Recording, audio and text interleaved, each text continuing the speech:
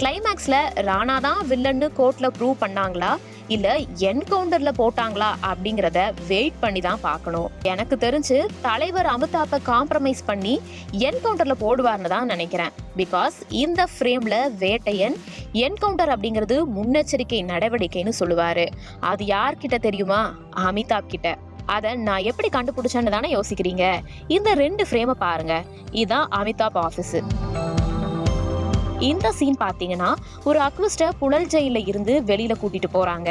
மக்கள் எல்லாரும் ஆவேசமா அடிக்க வர்றது, கல் எறிறதுன்னு நீங்க பார்க்கலாம். அநேகமா கோர்ட்டுக்கு கூட்டிட்டு போலாம், இல்லனா என்கவுண்டர் பண்ண கூட்டிட்டு போலாம். ஸோ ஃபைனலி என்கவுண்டர் எதுக்கு பண்ணணும், ஏன் பண்ணணும், அதை பண்றவங்க மனநிலை எப்படி இருக்குங்கிறத மையமா வச்சு ஒரு கமர்ஷியல் படமா ஞானவேல் எடுத்திருக்காரு. படம் வெளியாக இன்னும் 1 வாரம் தான் இருக்கு. எப்படி இருக்க போகுது அப்படின்னு வெயிட் பண்ணி பார்ப்போம்.